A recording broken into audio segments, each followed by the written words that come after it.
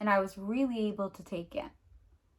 So in my experience with human design, I did do the quantum alignment human design courses at first.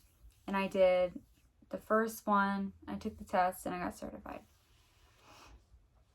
But along the way of trying to learn the second, and this is in no way, shape, or form saying anything negative about it, because it is a beautiful, wonderful program, and it works for so many people. However, I couldn't afford it in the long run, and with my 5-1 type, I knew that I was going to want to finish this journey. But 2, I mainly just wasn't ready, and it just didn't feel like the right time or the right process for me. It didn't feel like this was going to be the thing that like really made me understood, that made me feel like almost like I was in a meditative state by learning it. Because when I've watched the right things, listened to the right things, and learned this in the correct way that works for me, it's almost like I've never slept better after. I've never felt more alive, never felt more understanding of who I am. And so this whole taking a test part of it, which I understand why, but it's all very coach oriented. And at that point I knew that's not what I wanted. I knew that being a coach was not something that I felt I could do very well. I mean, I could give someone a reading, and I do that every once in a while when it comes to the right moment, the right time. But I'm always very upfront about that, about how much I'm able to give them.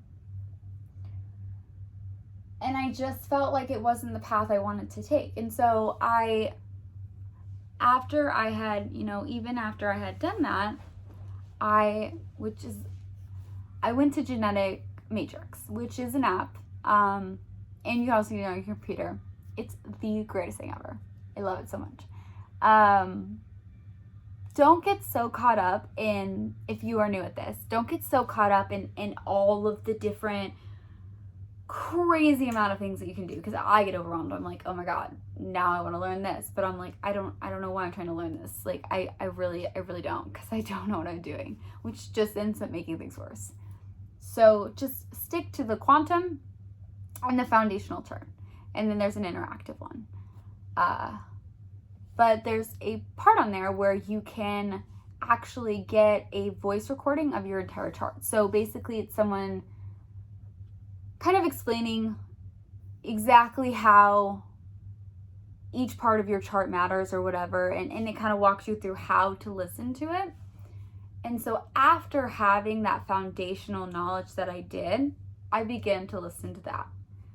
And I got to be about around my channels when I realized I was done, like just done. Now, I wasn't angry, I wasn't upset, I was just done. Because for the first time in my life, like, everything made sense. All that meditation I had done, all of the chakras, all the numerology charts that I had read, all the numerology charts I had gotten sent to my email, all of the astrology, the learning, the understanding, all connected. But so much more than that, it made me realize why everything in my past had really happened.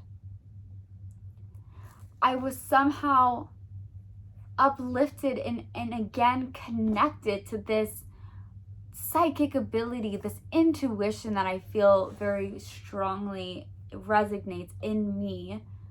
But before, I didn't have a reason why.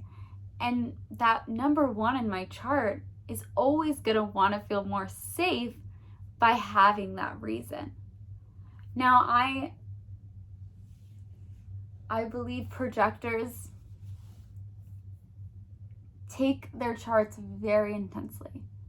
It took me 2 weeks of doing nothing to really get up, just to get up.